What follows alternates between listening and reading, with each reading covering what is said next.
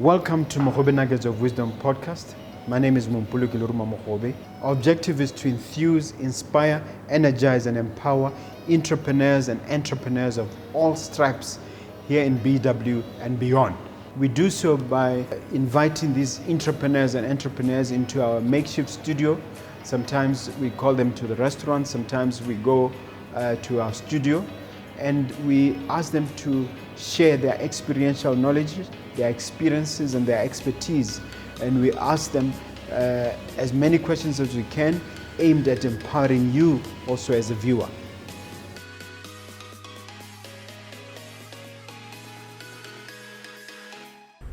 Hello dear viewer and listener, my name is Mompoloki Lerumo Mogobe. I'm as always super excited to join you with another episode of Mogobe Nuggets of Wisdom podcast. Always a privilege. We try to have an impact, positive impact in your life by bringing you life-changing business information each and every time. We want to obviously enthuse, energize, and impact you in a positive way. That's why we want to empower you with the guests we bring.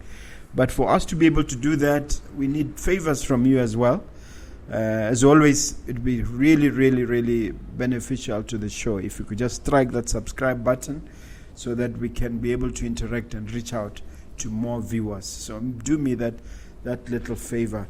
My guest is Osego Garebamono. And I've been wanting this gentleman to join me for some years now, quite literally. And I'm so privileged and honored that he's been able to honor my invitation at long last. Welcome to the studio. Thank you, Mogobe. Thank you so much for inviting me. It's definitely a pleasure for me to be here. And as you mentioned, it's taken some time. Yes. But they say better late than never. It's true. Here we are. The stars had not aligned yet, but now they have. Exactly. Right. Can you get the ball rolling by way of giving us your background in terms of academic training and, even professionally, academics, that sort of thing?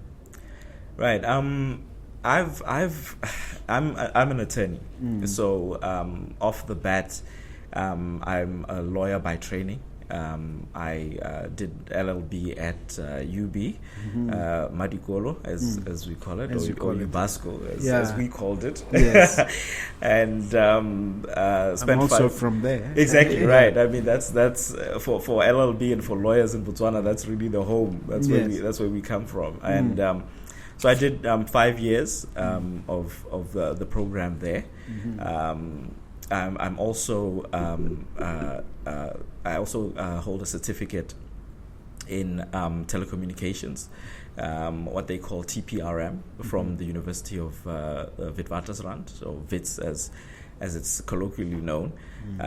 So in terms of academic background, that's where I'm from. I've been practicing for 22 years now. Is it that long? 22 years. Yeah. It's every time I say that, and obviously every year it becomes longer and longer, right? Yes, every year that goes by. Yeah. But yeah, it's we graduated in our class graduated in 2001.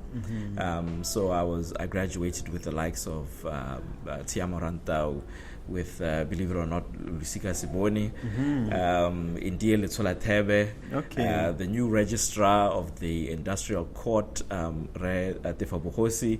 We were in that class together. So it was a very special class. I could reel off a whole lot of other names, but I'll leave it there. Okay. Yeah. So academically, that's where.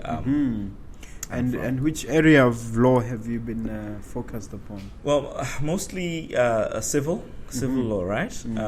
So I soon after graduating, I joined Chibanda Makhalemele and Company. Pepsi Tuto was my pupil master. Yes. A fantastic woman, a fantastic pupil master as well, right? And a great lawyer. And her partner, Bonzo Makhalemele, also a fantastic tutor as well. So I was raised by them. And as you would know, they run a practice which focuses on commercial law and the like. So that was how I ended up really focusing on that aspect, civil law with a commercial law tint to it. But as I mentioned, I decided to take up telecommunications as an interest as well, and got certified in that on the policy, regulation and management of telecommunications as well, right? So when I started practicing, the general view was that you can't specialize, that it's better to be a generalist. Yes. But I think things have shifted a little bit, and people say that riches are in the niches. So is there a particular niche that you focused upon? Yeah, I think I would say the part that I would focused on would be the telecommunications part, because that really interested me. I have a background in broadcasting. So when I was at UB, I tried my luck and applied to RB1. Back then, it was the only it was the only commercial radio station around, other than, of course, RB1, right? And luckily, I did an audition, and they chose me, and they said, "No, hop on board." So from, I think that was fourth year at UB, I became a radio personality, or a broadcaster. And so I wanted to delve into that, not just on the side of just sitting behind a mic and being a radio jockey, but to delve into broadcasting. You did a brilliant job there, by the way. Thank you. We'll talk about it just now. It was quite a career. But to delve into broadcasting specifically, and communications and in general. What typically would be the work involved there? What would it entail? It's mostly on the policy and regulation side, right? Because we have, I will say that the firm itself is on the panel of the BOCRA. Panel of attorneys. Botswana Communications and Regulatory Authority. Exactly, right. BOCRA, exactly, right. And so they are obviously interested in policy. They are interested in regulation of the communications industry in Botswana. So that is something that I would say has been of particular interest, right? To your point about the issue of specializing, it's still a bit difficult to do that in Botswana because of just the size of our population. So we often cannot specialize to the degree that, let's say, the South Africans can. They have 60 million people. It's a very complex and developed market in South Africa, which is not quite the same here. We are 2.5 at most. Only 2.5 million people, right? And unfortunately, because of that differentiation, a lot of work gets outsourced to South Africa because of the skill. Very, very much so. Because of the skills that they have, which they've developed over over 100 years. So in Botswana, we're still doing catch up, but it is better. And of course, with interventions, it will get better. So if someone wants to set up a radio station or even a TV station, are you the right man for the job? And what assistance would you render in that regard? Well, I mean, for now, because we are on the panel of BOCRA, there may be a conflict of interest in that regard. But if BOCRA was to free me, for instance, and say no, you would be free to declare the interest and say no, you'd be free to assist whoever it is to apply, to go through the process. Then yes, definitely we would be the people. Is the process quite involved? It is. It is. And what does it entail? I'm thinking first of radio and then TV. Can give us a general idea. Right. So with the radio, the biggest issue is spectrum. Right. It's often said that spectrum is the gold or the diamond of the communications industry because it is so limited. Right. And I think you will have noticed that over the years, even though there have been many calls for people for Botswana to expand its broadcasting space, the issue has always been that spectrum is a what is limited. the difficulty? Is it like bandwidth?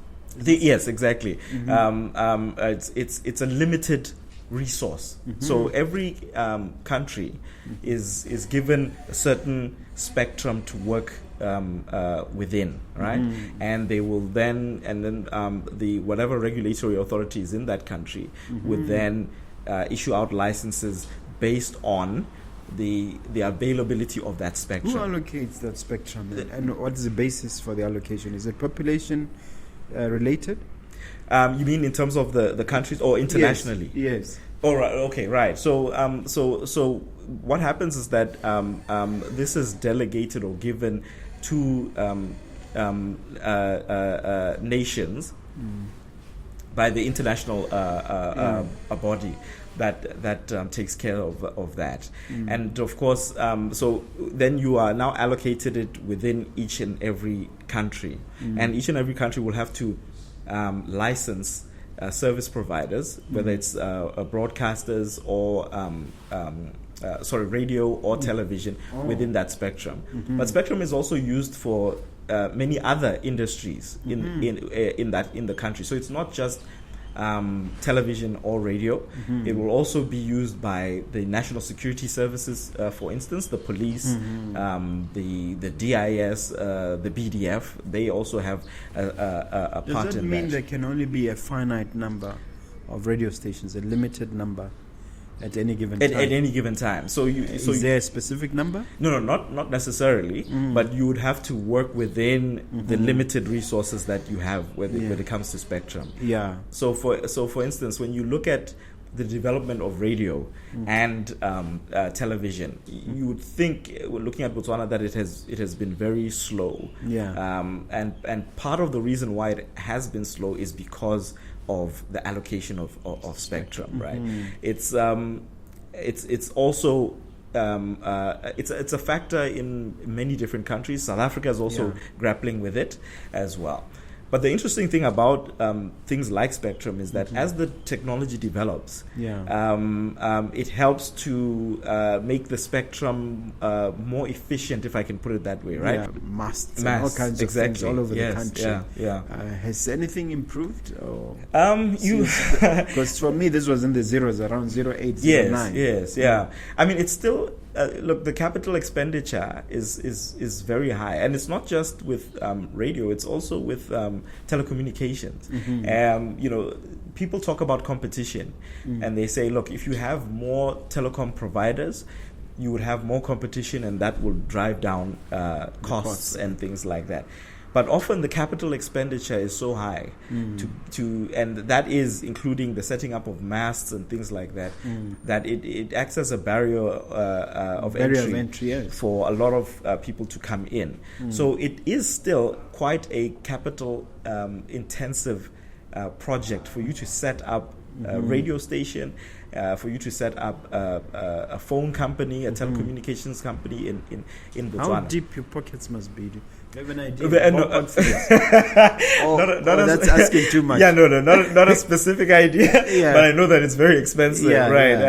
And of course, Botswana is a big country, right? Relatively speaking, it's a big, open, wide country with its population scattered around the country, right? So, how you can see that in the development of private radio stations in the country. Oftentimes they started only broadcasting in Gaborone, and then over time built up the infrastructure to spread across the country, because it takes quite an investment for you to move out of Gaborone into the other spaces. Okay. Now, you mentioned that you've had a life on radio. Tell us how it all started and what you did specifically. That's a very interesting story. So as I mentioned, RB2 put out an advert. I think it was in the newspapers back then. So this was 98. If I'm yes, 90. You're still a student? I was still a student at UB, and they put out an advert in the newspaper that they were looking for presenters. So I tried my luck the first time. I wasn't successful. And I think this was 1997, and I think then a year later, you submitted an application. Exactly right. Just a letter of application to when RB1 and RB2 were still by by the mall in town there. Submitted the application, didn't hear anything from them, right? And I think it was about a year later they flighted another advert for radio presenters, and this time I tried my luck again, and this time I was called for an audition. And one of the people who was doing the auditions was somebody that I listened to on radio on RB2, DJ Sid, who was and I believe is still a legend. And I did the audition and I knocked it out of the park. Wow. And they said, are you guys ready to join us? I remember the day we went for auditions, I was with I bumped into Mr. Owen Ramp, who's the station manager at Yarona. He's been a guest on this show. Oh, that's fantastic. Yeah. So we did our audition together. We didn't know each other. We met each other for the first time there. Yeah. And both of us got selected to join RB2. Because I was a student, it was always going to be difficult for my schedule because obviously I had to put my studies first. So the first show that I chose was chosen to do was the Top 20 on Saturday with a presenter called Slick Rick. That rings a bell. He was also, I think if I remember his name, Richard Muloi. That was his proper his government name, as some people call these things. And he was a very great mentor to me. He showed me the ropes. He took me under his wing, and I remember, some time back, I actually remembered him, and I shared this on social media that, sometimes, when you come into a space and you find people there, they oftentimes look at you as a threat to them, right? You're there you're the young person coming, you're the one coming to take their position. Slick Rick was a totally different animal, if I can say that. Call him that. He took me under his... You mean it respectfully. Yes, exactly, right. He took me under his wing. He showed me the ropes. He really introduced me to radio and how it works and all of that. And eventually I took over that slot. I was also given a slot, a Sunday slot as well. And after about a year, just over a year at RB2, in 1999, that's when the private radio stations were now licensed. Yarona was licensed first, if I'm not mistaken, and then gabs.fm. Yes. And about the same time. Exactly right. So DJ Sid was poached by gabs.fm. He was part of the team setting up gabs.fm, and then he headhunted me he said, look, don't you want to jump ship and come and join gabs.fm? And you obviously dangled a carrot here. Yes, of course, the pay wasn't too bad at all. And I had the honor of being one of the first people on radio, private radio, in Botswana when gabs.fm was launched. I believe it was in August 1999, and I was with them up until 2018, believe it or not. It sounds like 2 decades. Yeah, 19 years. 20 years on radio altogether. Yeah. But 19 years with gabs.fm. Wow. Yeah. That sounds very, very interesting. Was it difficult having 2 careers side by side, broadcasting and law? Not necessarily. Well, with the school part of it, not necessarily, because I only worked on weekends. Okay. But I'll tell you this. After we put the pens down and we finished our exams, I decided now that I wanted to be on radio. I wasn't exclusively on radio, right? So I wasn't going to practice or anything like that. So I then got a contract with gabs.fm where I worked during the week now. Instead of being a weekend personality, I now worked during the week. This was my job, and it was fantastic because, For how long were you exclusively in broadcasting as opposed to law? Basically from the point where I finished my exams. So the interesting thing about radio is that you work basically in shifts. Yes. So my show was in the evening, which was fantastic for me because my friends, my colleagues, and all of that were basically working at law firms, waking up very early in the morning, leaving the office late at night, and things like that. I just had to work 4 hours a day, Monday to Thursday, and I was earning more than they were earning working on radio. So I thought to myself, this is fantastic. Why would I want to do anything? Why would I want to do anything else? Of course, that was entry level stuff. Yeah, exactly right. So at this time, because I was still living at home at my folks' place. No rent was being paid. No rent was being paid. I had no responsibilities. But my mom wasn't impressed. Let me put it that way. She when I think about it, it's funny because they had a different perception to what a career is. Right? You've studied because they thought you were a DJ. Exactly. So I've studied law for 5 years, and now I just want to be a disc jockey. So she wasn't impressed. She was like, "But how do you go to school for 5 years, get a degree, and now you sit around in the morning in your pajamas and only go to work later on in the evening? Why don't you get a real job? Why don't you do law? Do what you studied for?" So I wasn't interested. I was like, "No, I'm loving this." I actually had dreams of moving to South Africa. Taking up radio properly, like the DJ Fresh, just like Fresh, following Fresh's footsteps and all of that. But at some point, a friend of mine, a former classmate of mine, called me some months into, just before we graduated, I think. She calls me up and she asks me, "What are you doing?" And I'm like, "I'm on radio. I'm having a great time." And she's like, "So you're not at work? You're not working?" I'm like, "No." She says to me, I'm going to school overseas, and so my bosses have asked me to come. To look for somebody to replace me. I'm working at a place called Chibano Makalemele, and I've told them about you. Don't you want to come and do, at least do your pupillage? And I told her I'm not interested, but she badgered me like nobody's business. So at one point I thought, okay, fine, I'll please my mom and I'll stop getting badgered by my friend. I'll go and I'll do an interview. So I went, and I'll always remember this. Bonzo Makalemen, she interviewed me, and I told her, I said, look, I want to do both because I'm interested in radio.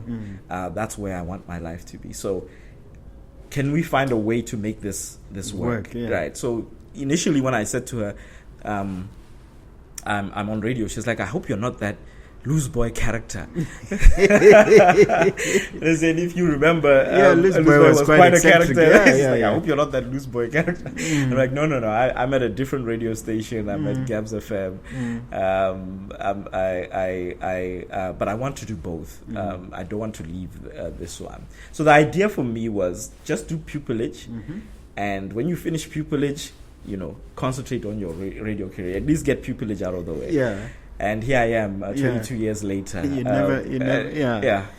never went. But you continue to straddle both, right? Exactly. So back to what I had asked them. She said, "Okay, no, fine. You can do radio, but we'll have to work it out. You work over the weekends." And the way we worked it out was that I did radio on the weekends and then did my proper job during the week. So I had to balance those two. And it seems to have worked out brilliantly. Yeah, I at the time I didn't really think about it, but I think when I look over the period of my career, it definitely worked out. Yeah. Are you still doing radio now? No. So I left gabs.fm in 2018, and I think there was a bit of it for me where it was time. Yeah, it was time. When you're not growing.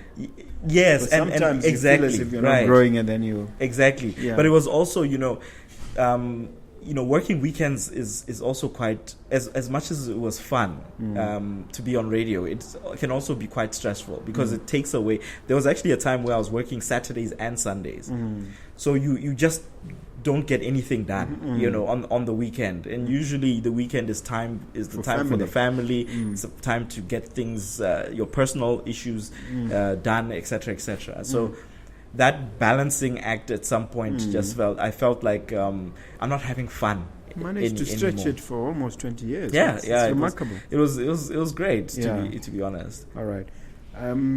Then what happened on the legal side? How long were you with Chibanda Makhalemela, and when did you decide to open on your own? Right. So I joined Chibanda Makhalemela in 2001, and within 5 years, they offered me partnership, and I became a partner. So 2006, I became a partner at the firm, and I remained with them for another 5 years. 2011, then I decided, no, I think I'm ready now to go out on my own. So the firm Garebamono and Pillar Law Practice started in 2011. Okay. We started practicing in 2011. How did you overcome the initial trepidation that everybody talks about starting your own business? Yeah, it's a difficult one. Yeah. Particularly, and I think we'll get into this now when we talk about the advertising case that I did. But particularly when you are working in an environment where you are not, you are restricted about getting yourself known, and you are leaving a place where, with a better name recognition, more established in the market. Where the clients just walk in. Exactly, right. And you want to start your own, where now you have to create a name for yourself. So that was difficult. But at the time, I had 2 young children. I had a 1-year-old and a 3-year-old, and I felt that, if I'm going to do this, this is the best time for me to do it while the kids are still young, so that I can, if I fail, if I fall, if I trip, I will do it while they're still young. Then when I'm older, when they're older, and there's school fees to pay and this and that to pay for, and all of that stuff. So I felt that if I'm going to strike the iron, this is the proper time. This is the heat of the iron that should the proper time for it to be struck. Yeah. And you went at it alone? Were you a sole practitioner, or you partnered with others? I partnered with from the beginning. A former neighbor of mine. She had previously been at Rahim Khan and Company, so we had been neighbors as Chibanda Makhalemela and Rahim Khan and Company, right, at Fairgrounds. And I had gotten to know her there, right? So at the time she was with NDB, and then I reached out to her and said, I'm looking to start my own firm. Do you want to come and join me? And luckily she agreed. Okay. Part of the reasons why I didn't want to go solo at the time was because I felt I needed somebody to partner with, so that I'm not overstretched. I've always felt that way. I mean, throughout my career, I can't remember a time when it was just me. Yes, yeah. Always had partners or professional assistants. Exactly. Because there's no traction, there's no growth that you can gain on your own. It's very difficult. It's very difficult. And interestingly enough, you would know that around 2008, 2011, that period was when the courts were introducing case management systems, the case management system, and it meant that you could find yourself overbooked, overscheduled, in having to be in different courts at the same time and all of that. And for clients, that's a no-no. So I felt I needed somebody who I could work with as a team to overcome those challenges. So describe the current setup. How is the firm like now? So it's still the 2 of us, and then as partners, right? And then we have a PA. We also have a support staff as well, including a legal assistant, as well as secretaries as well who assist, and an office manager who assist us with the work that we're doing. Okay, right. Let's talk about the famous case, Garebamono versus the government of the Republic of Botswana. Right. Yeah. Was it versus the Law Society? So it was the Attorney General, the Minister of Justice, and the Law Society. Yeah. So those were the three. First, tell us why it was against those two, and share a little bit on the background for that case. Okay. So the Attorney General specifically was there, representing the Minister of Justice, essentially, right? The Law Society was there as a party because the Law Society is the regulator of the profession in this country. So they had opposing the Law Society. No, they didn't end up opposing. Did they file a notice to abide? No, they actually filed nothing. Okay. They didn't respond at all, really? which I found very interesting. You served them with papers, they sort of ignored them. Yeah, exactly, which I found very interesting. But the Attorney General opposed on behalf of the Attorney General and the Minister of Justice. So the issue of advertising has always been a hot topic in the profession. So when the profession started, there was no clearly set out regulator or regulations in the country, right? So the person who regulated the profession was the Attorney General back then, right? And then there was thinking that we should move regulation away from the Attorney General and to a proper association or a body that would specifically regulate the legal profession. Yes. And you would know this better than I, because this was in 1997 when I was still a student. I think we were practicing by then, right? When it started, when the Law Society was created. Now, the Law Society obviously was created by virtue of an act of Parliament, but it also has its own regulations. And in both the Act of Parliament back in 1997 and the regulations, there was a prohibition on advertising, not by attorneys. By legal practitioners. But was it direct, or they used words like touting and things like that? It actually was direct. So they used words like touting, but they also used the advertising as well, both in the Act and in the regulations, right? And so this was formulated. It comes from common law, medieval times that a lawyer should be known by his works. And that, rather than going around saying, I'm the best in the world and all of that stuff. So it was a for those a who tradition. don't know, what is touting and why was it prohibited in terms of the thinking then? Right. So the law, the practice of the law, being a lawyer is supposed to be an honorable practice, right? So touting is noble. Yeah, exactly right. So touting was felt to be beneath the lawyer, beneath the advocate, right? And this would be situations where, for instance, as an example, people in America, they call it ambulance chasing, things like that, or people hanging around at magistrates' courts looking for customers, right? Standing there seeing whether they could grab somebody who has a case and say, no, I can do your case for you, right? So this idea developed from there, that lawyers should not be doing things like that. Advocates should below not be their dignity. Exactly right. The nobility of the profession, right?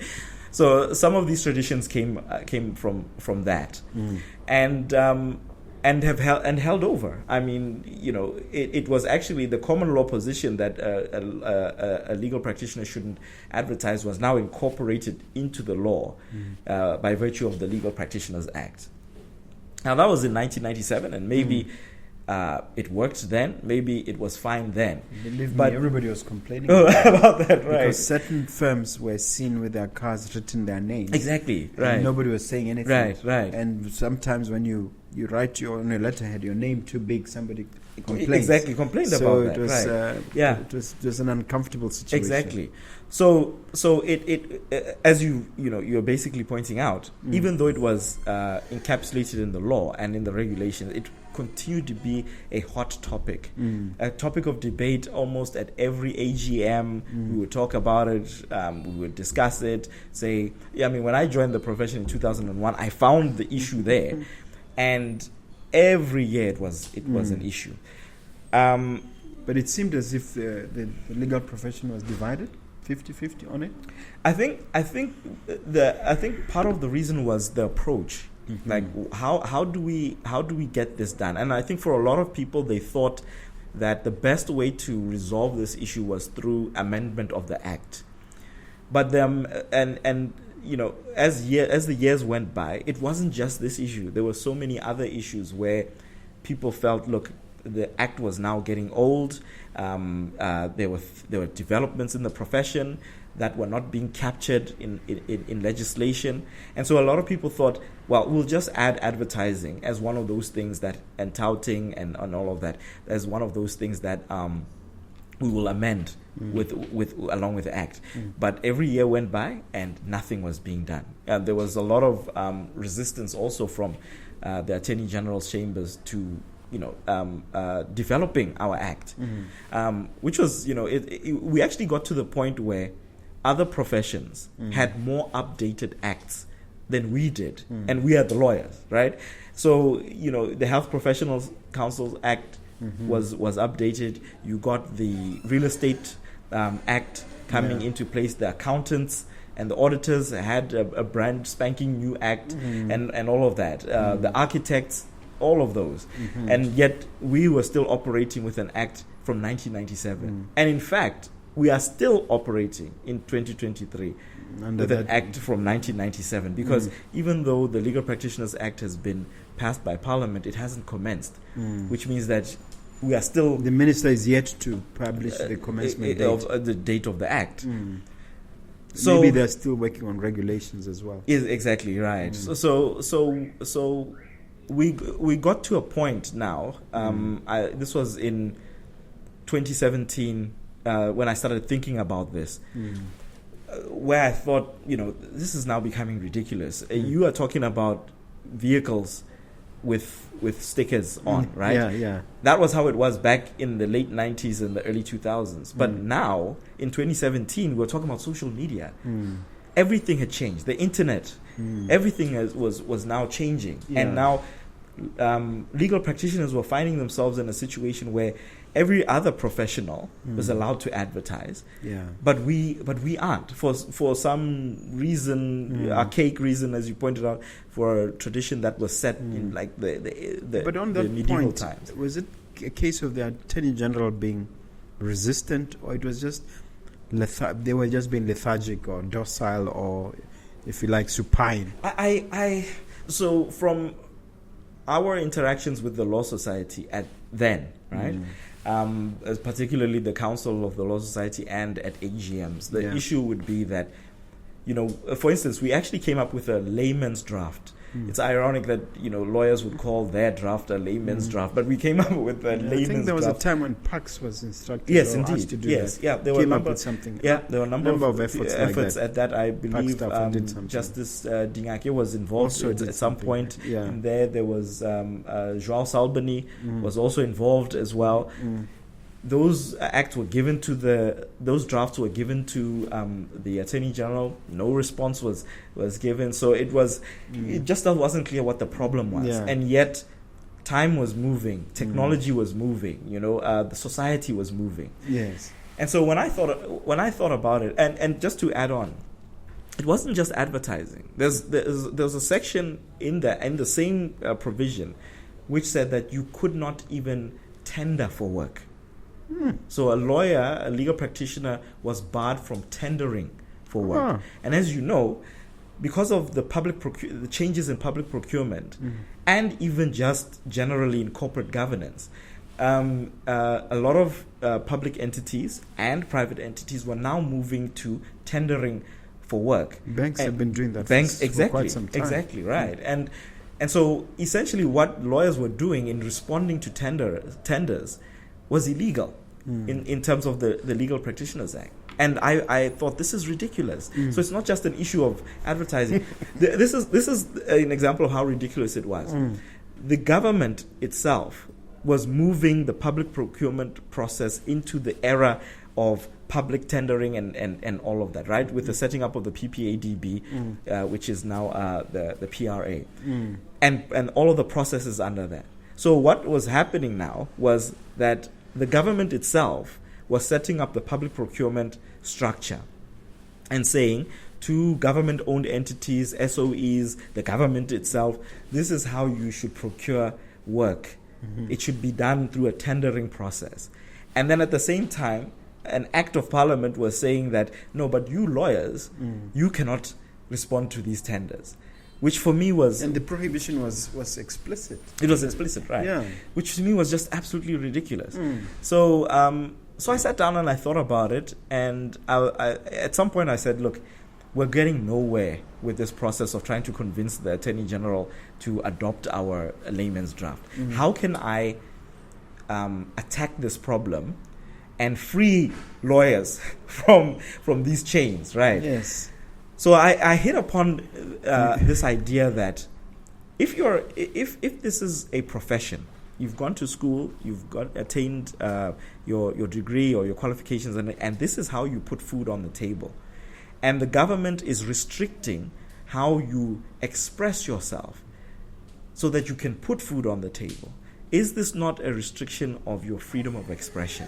In other words, a constitutional violation. It now becomes a constitutional violation. That by the government setting out this restriction on me as a practitioner, as a legal practitioner, isn't the government restricting my freedom of expression, which is a constitutional, which is guaranteed under our constitution? So I started to look at it in that way, and I thought to myself, this is actually what it is, because it's not only just a restriction, it's also discriminatory, because professionals just like me, real estate agents, auditors, accountants, they're not restricted from advertising. Why are we restricted? Was it like a moment of clarity or an epiphany of sorts? Exactly. I just thought to myself, this is it. I mean, this thing that we've been talking about. Imagine you sitting on your desk. Yes, Eureka! Something like that. So I was like, this thing that we've been talking about for so long can be resolved effectively just like this, by this challenge. And so I shared, I as usual with a Eureka experience, you're like, okay, maybe I'm crazy. So I shared it with a couple of friends in the profession, and they were like, I think you're right. I think you're right. I think we could do this. So I didn't want to be a lawyer in my own case, as is often the prohibition or the caution. Yeah. They say that a lawyer who represents himself has a full for a client, right? Yeah. So I thought about that, and I said, no, I'm not going to do this. I will be the client. So I approached a young lady called God's Glory, who was at the time practicing with Collins Chilisa. I set out my argument to her. I said, "This is what I drafted the papers." Yes, yeah, right. No, but he was still at conception stage. Oh, stage, right. Okay. So I set out my argument. I said, "This is what I think. This is what." She said, "You know what? I think you've hit on something here. Let's do this." And so, we drafted the papers. We filed. Why did you choose to go by way of application and not by way of action? Well, as you know, of course, this was a constitutional challenge, right? Right. So so effectively, we were saying that this was a violation of and it had to be an application. Exactly right. Exactly right. So that is why we went and really.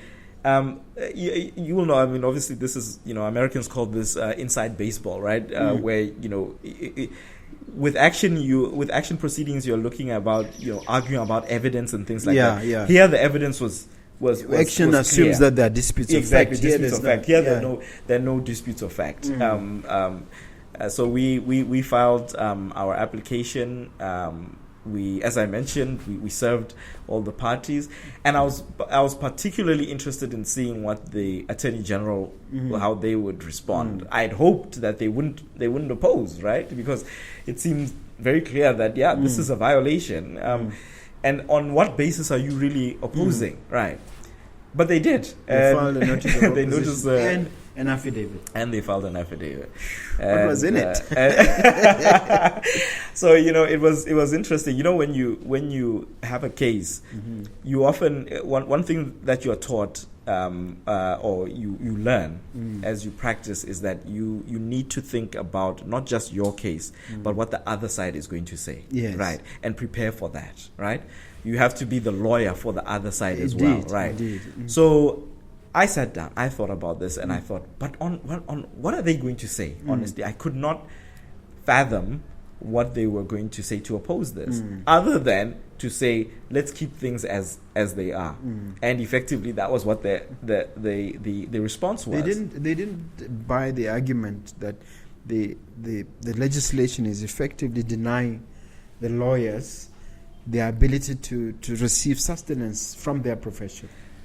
Their argument was essentially that that is true, but it is the reason why, the rationale behind it is to protect the public from lawyers, right?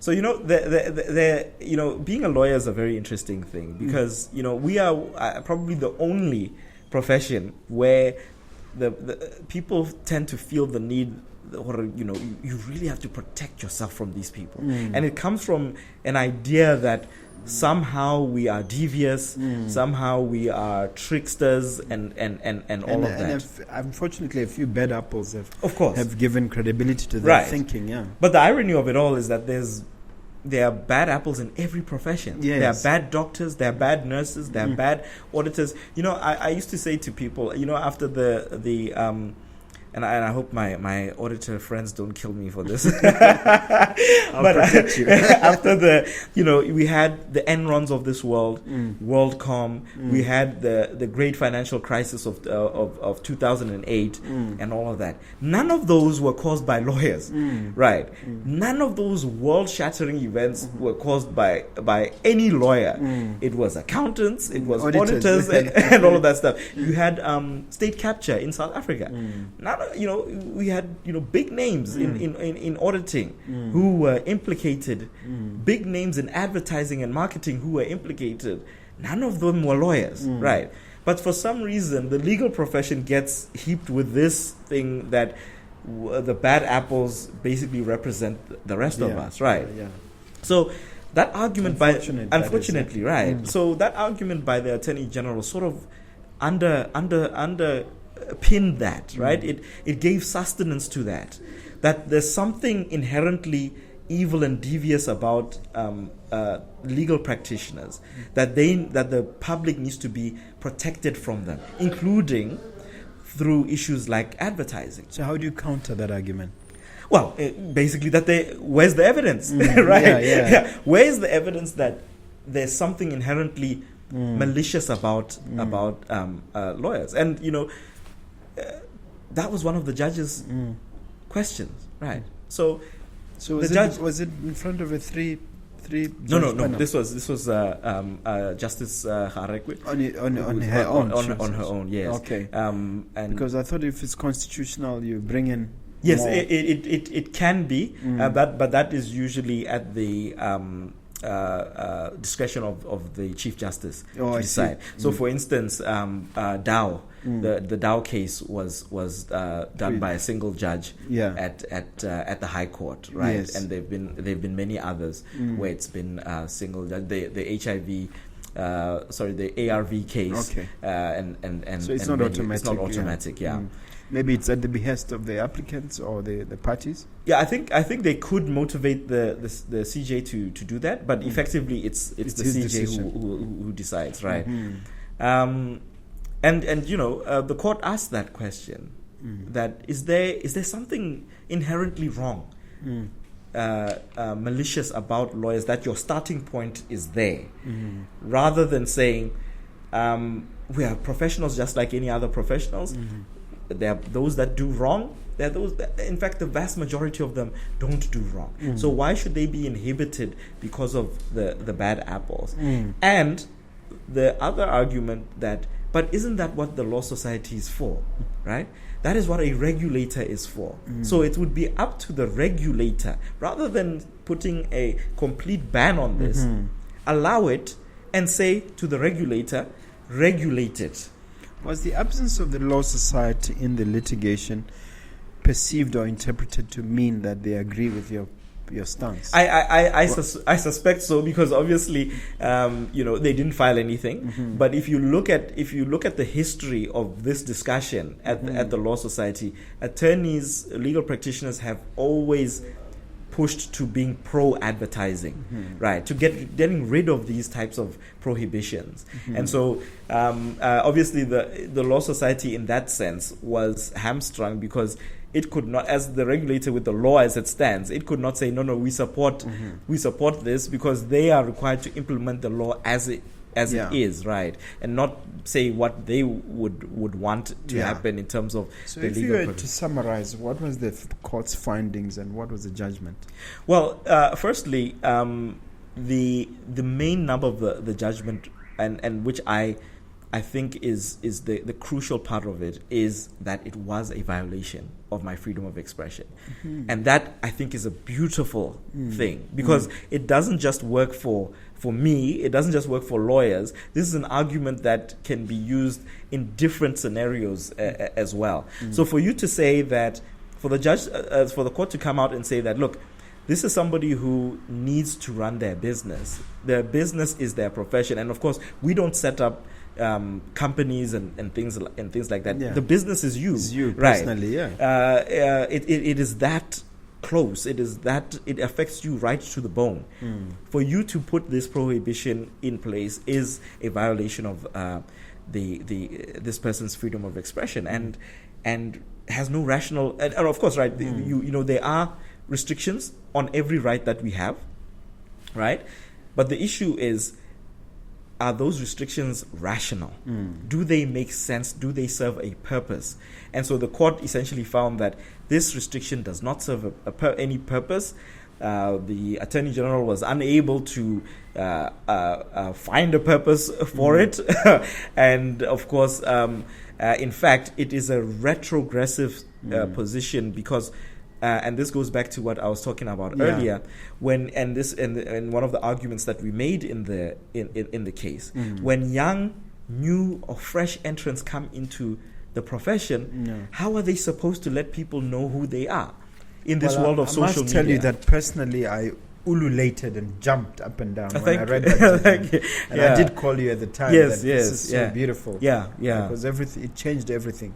But here's an observation I've made. Despite that ruling, you won't get a lawyer advertising on TV. You won't get a lawyer advertising on radio. Why is there still that holding back? I think there's still a hangover, right? So I think even yourself, you haven't. Exactly. Why are you not going all the way? It's so funny you say that, because oftentimes I'll pass, electronic billboards and see and think to myself, wouldn't it be great to see a lawyer advertising on this?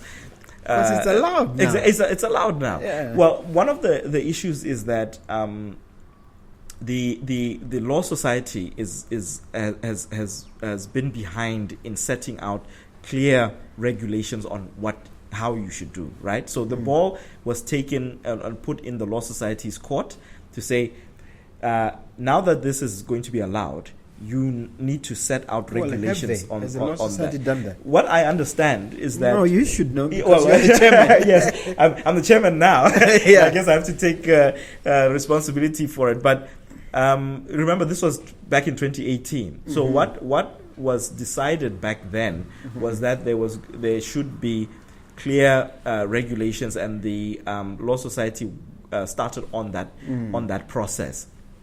what I found when I became chairperson is that process was never completed. So it was started but never completed. And so this is something that we are going to have to complete. Obviously, it's going to have to involve the membership through most probably through an AGM, because it will need the amendment of the regulations, the wider regulations themselves. But yes, the process. You still have a year to go in your term?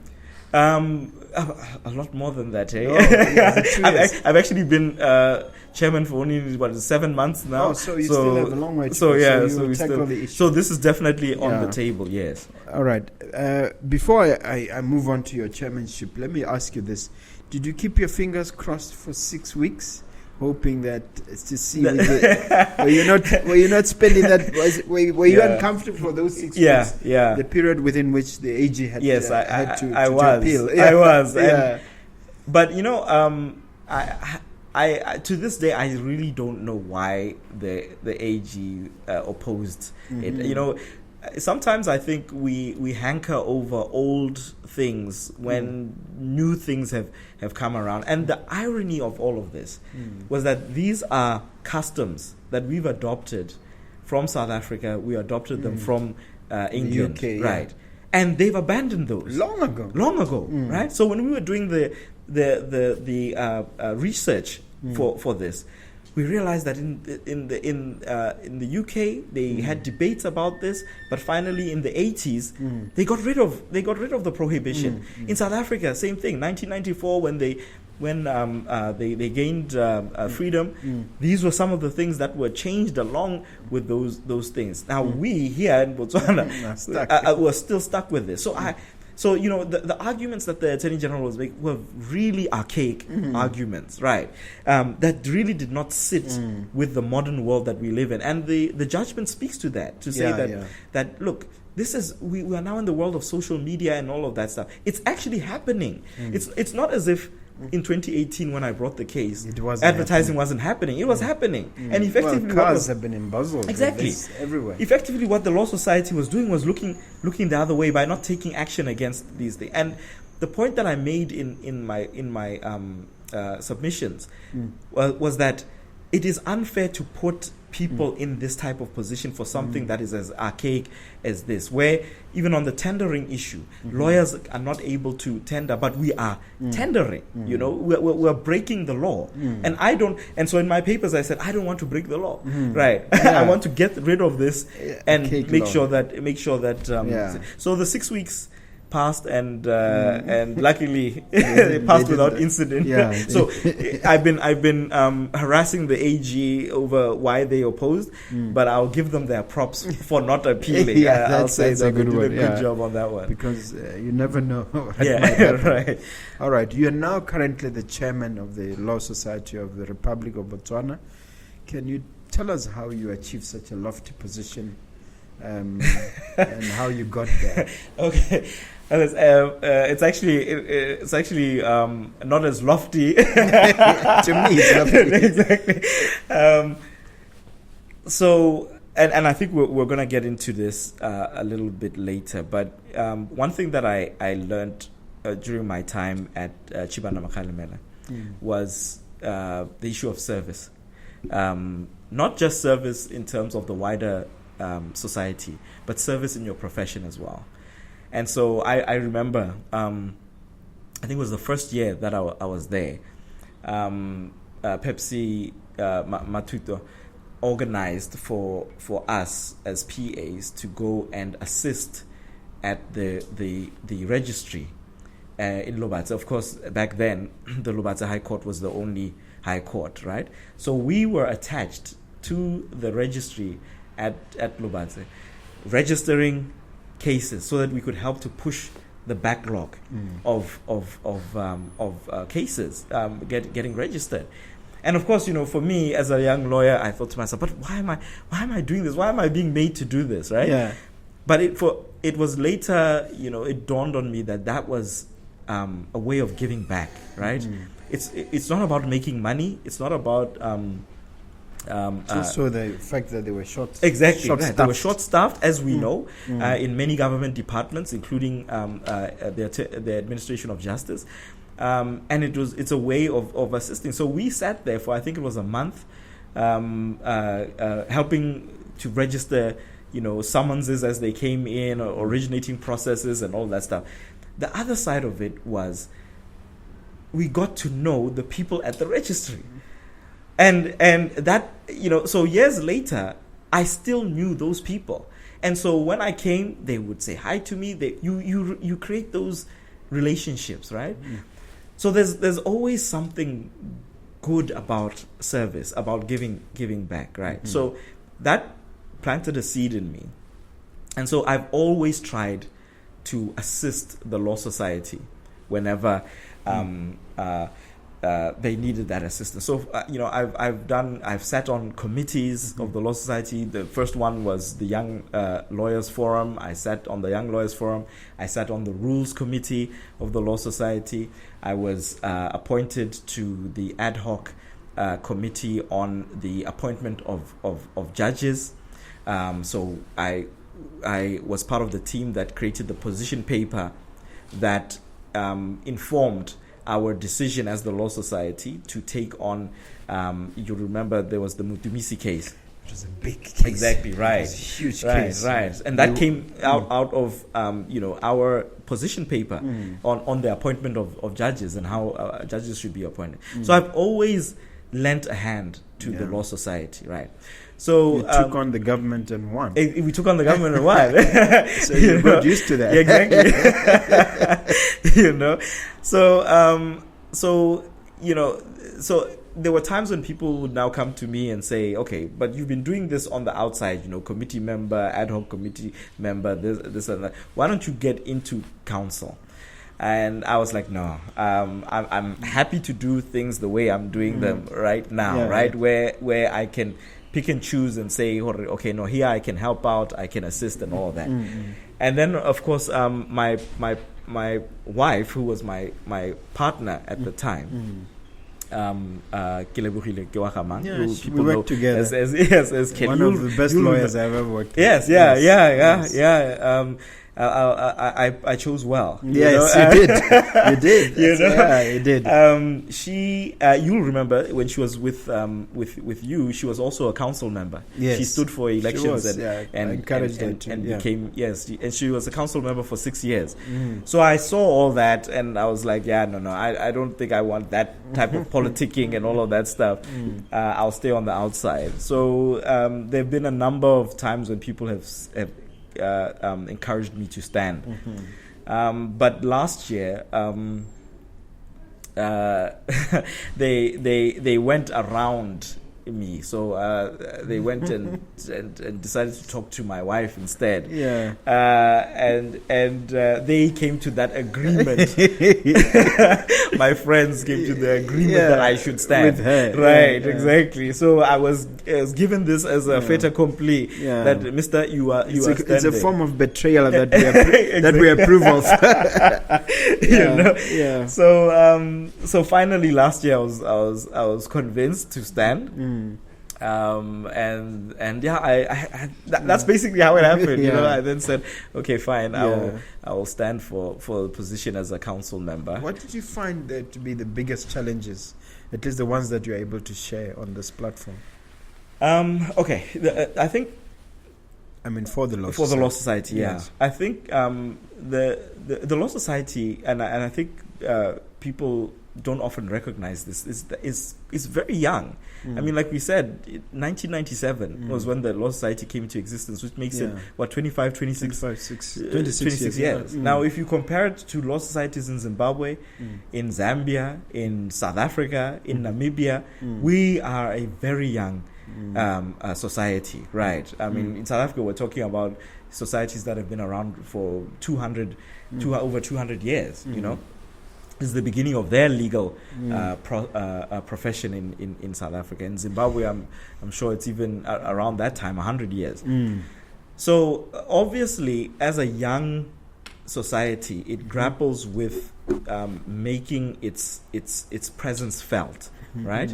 Because we had a situation, obviously, previously, which necessitated the creation of the Law Society, right?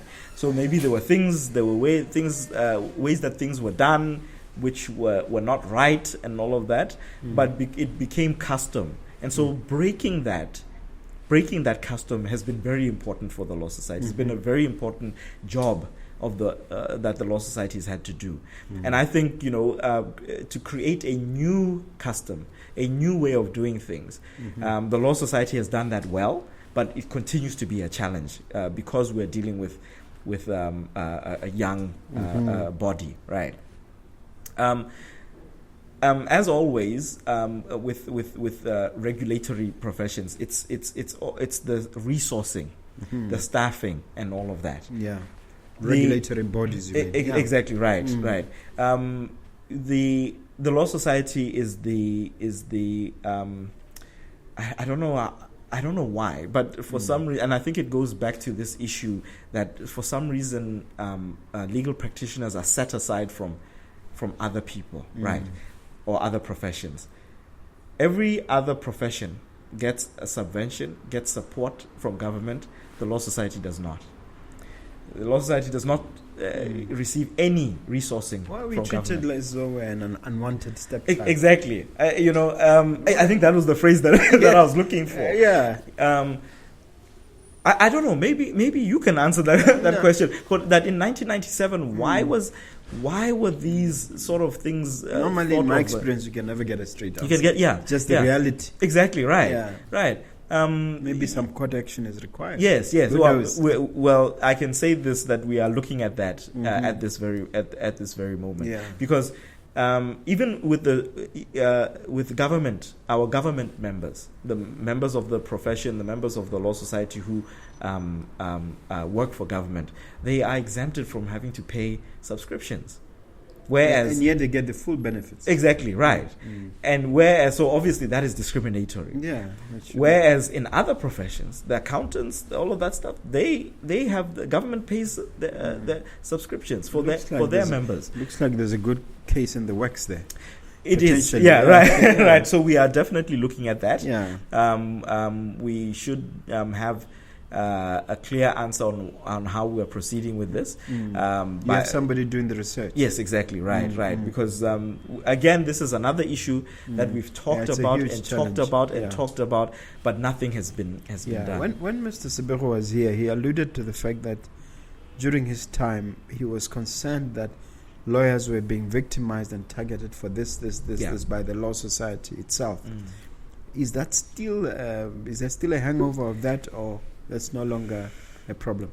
Well, I wouldn't know exactly what he was referring to. I don't know if the tendency for the disciplinary committee to come after lawyers. Oh, that type of with gusto. Yeah, At the slightest hint of something going wrong. As I mentioned, I deal with the issue of regulation, and that is usually with respect to with BOCRA, right? With telecommunications and all of that stuff. Yeah. But being a regulator is often the same whatever regulator you are, right? And there are principles to regulation, and one of those principles is to try and encourage good behavior, right? There's always the stick and the carrot, right? But it's often efficient to use the carrot, right? To say to people, if you've gone down the wrong path, or we believe that you've gone down the wrong path, let us show you, work with us, let us show you the right path and take you along that way. So the regulator always has the power to use the stick, and maybe that is what what was being referred to. Yeah. And that often helps because you make an example. Let's talk of overzealous. Exactly, right. You make examples of people, yes, when you use the stick. But the most effective way of doing things is to use the stick and encourage people to go on onto the right path. A bit more of the carrot than the stick. Right, exactly, right. Especially because you want buy-in. And you don't want the type of backlash that you are referring to, where people feel that they're being victimized. Why is there always a long list of lawyers at the beginning of every year who have to warn, the public is warned again? Yeah. Why is that still happening? I honestly, I don't know. I don't know what it is about practice, because you remember this is an issue of it starts with your auditing process, right? As an attorney, a legal practitioner, let me say attorney specifically, because they're the ones who have to hold trust accounts. They is required to audit their trust account in order for them to receive a fidelity fund certificate from the fidelity fund through the law society, right? You then take that certificate, take it to the registrar, and the registrar of the High Court is the one who then issues you with a practicing certificate, right?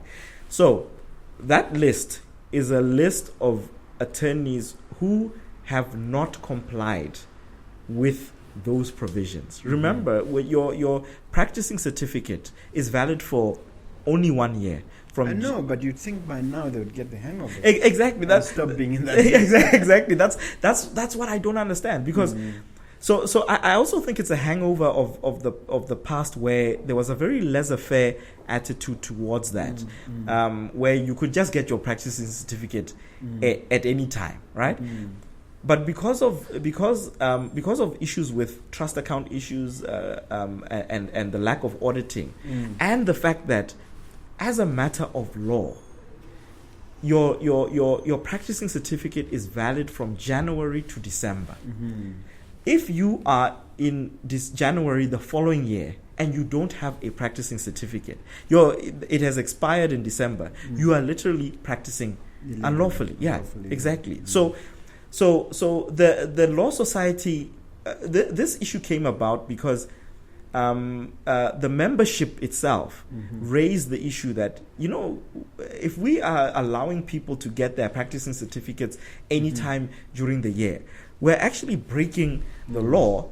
You, as the law society, as the council, are breaking the law, because you are allowing people to come with audits in January, in February, in March for the past year, right? So it seems to me it's unavoidable at the moment. I will say this. I do think it is getting better. I do think it's getting better, and I think it's also a function of the fact that, and let me put it this way: the decision to advertise people who do not have practicing certificates for that particular year was not a decision of the council. It was actually a decision taken at an AGM by the membership. Okay. And so it was, in that sense, it was a personal decision of the membership to say, we don't want to see this happening anymore. And that is a good thing, right? It is. It comes from the ground up. Protecting the reputations of their names as a society. Exactly. All right. You've benefited immensely from mentorship yourself, as you clearly explained. Yeah. What are you doing in that regard in terms of mentorship? And are you receiving additional mentorship yourself? Two questions in one. That's an interesting one. Yeah. Okay, so what have I done? As I mentioned, I've loved to take part in law society initiatives and all of that, and giving back, right? So I've sat as a judge for moot courts. I've made myself available to assist in that respect. And the law department at UB at one point asked me to lecture a form. Almost said form 4, a fourth year. Yeah, a fourth year class. On law, and I did that, which was a very interesting experience. I've done that too. Exactly, it's a very interesting and prepared them. I think you've been in my class for maybe in the old days. Sabiro was definitely. Oh, definitely, right. I think that was a great initiative. I don't know whether they're still doing that. Yeah. But it was a great initiative, and it helped because you are on you are practically a lawyer. You practice the law. It is such a great thing for you to step into a classroom and assist those who are coming up to understand that there's the theory, of what you're learning in school right now, but there's also the practice, and this is what actually happens in practice, right? And I assume you have pupils as well. I think I have 2 at the moment. At the moment we don't. You should. But we definitely we definitely. I get a lot of applications. Should I pass them to you? No problem at all. Right, but we've had pupils before, and of course. We have a PA as well, who is a new lawyer. She's just joined the profession. I think she's finished her pupillage, and now is in her 2nd year now. So we are molding her as well. Okay. As we conclude, I always want to hear from my guests how they approach monumental challenges or significant setbacks, personally and otherwise, professionally. Have you had any such, and how did you deal with them? I think, the first one that comes to mind is COVID. COVID was a rough period. And as I mentioned earlier, oftentimes we lawyers are not considered as business people. The practice of the law is not considered a business, right? And so,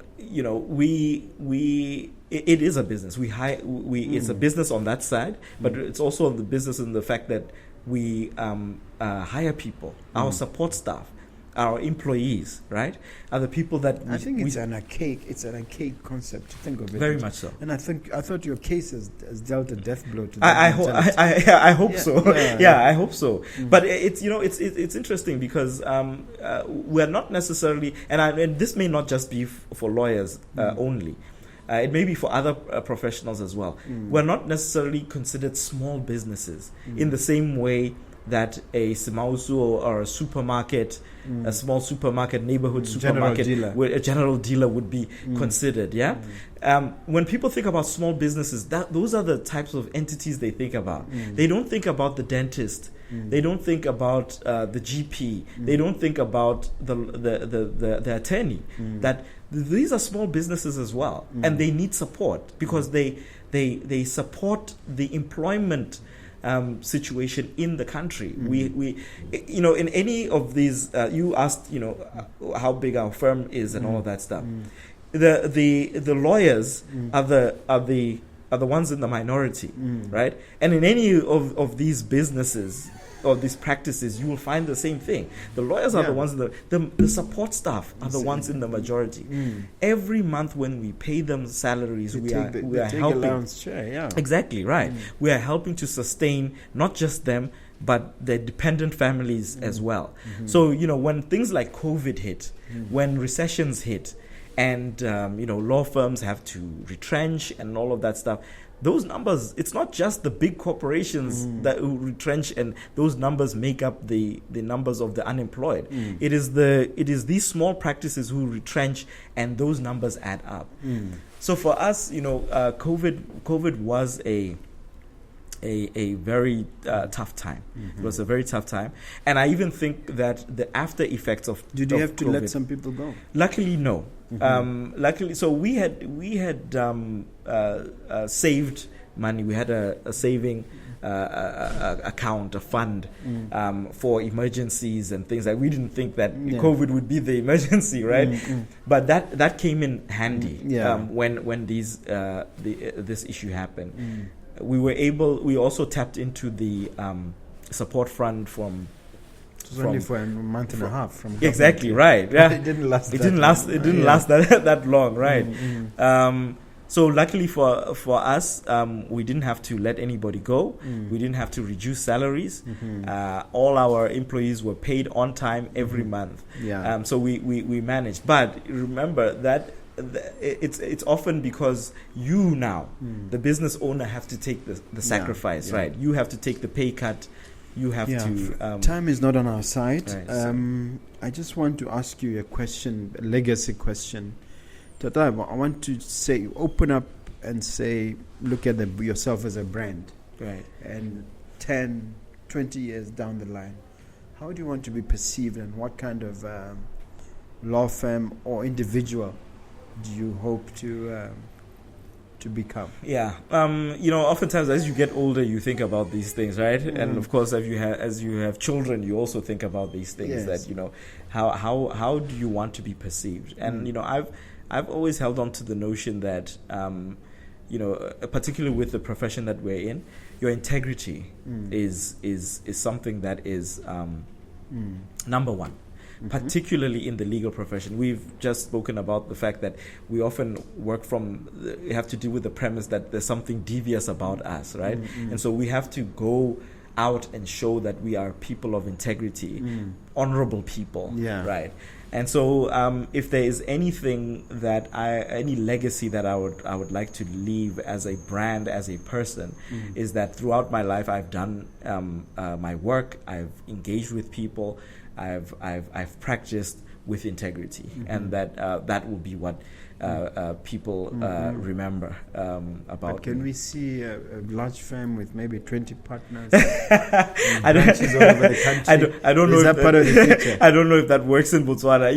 A lot of people, I've engaged with South Africans and all of that, and they, you guys have such small law firms, it's 2 or 3 here, it's one there. I had up to 8 at some point. At some point, yes. And imagine, 8 is definitely not 20, or huge, it was seen as big.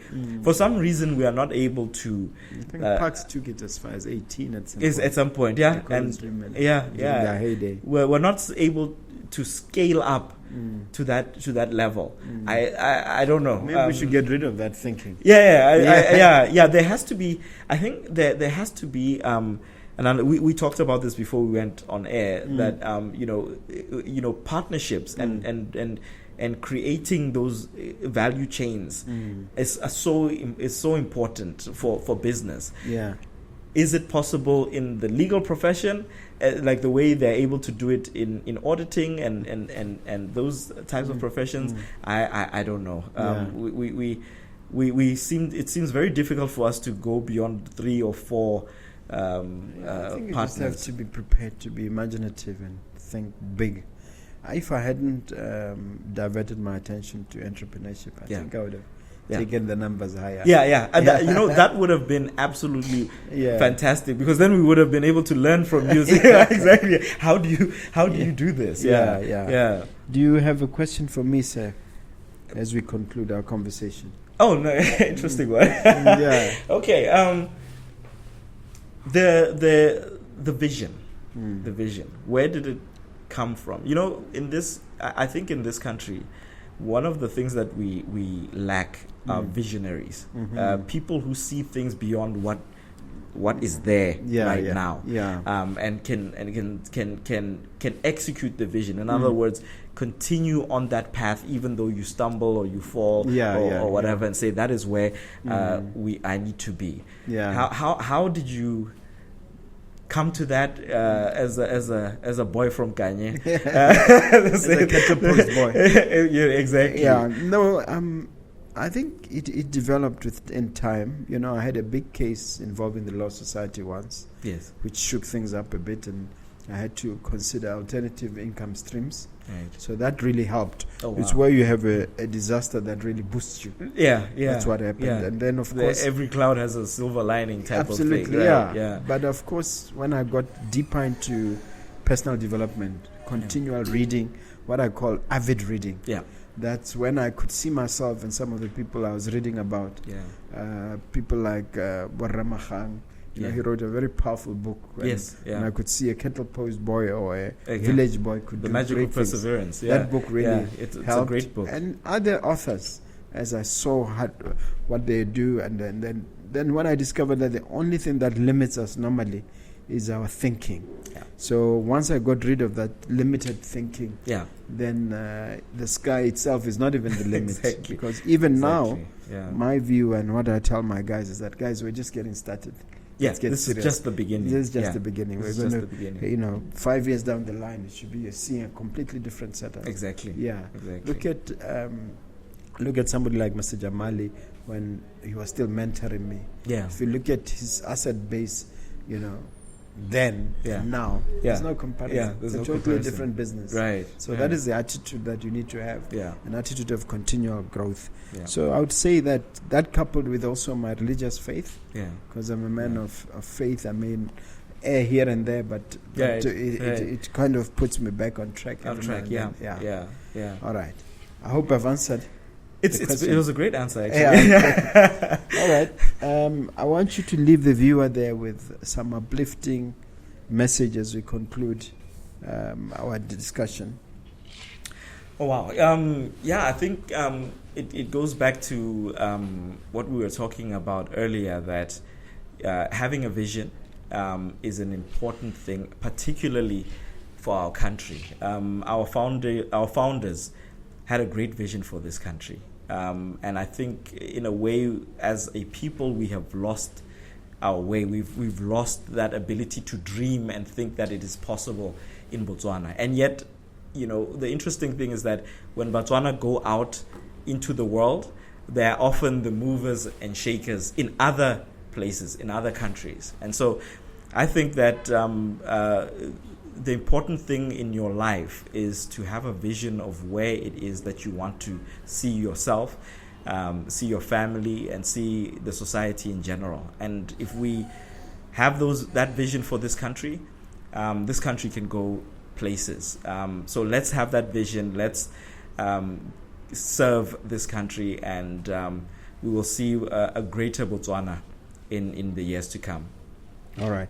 Just share all your socials and even the physical address, all your contact information. Okay, great.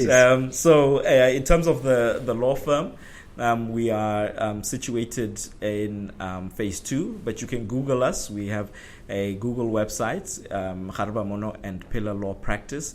That will take you to us through maps. Obviously, it will give you the contact detail as well. Our landlines are 393-1148. You can also email us at info@gplawpractice.co.bw. And then for me personally, you can. I'm not a page person. I don't have a page. Don't have presence of social media. After winning us this freedom, you're not using it. But you can reach out to me at Osego _Garebamono on Instagram.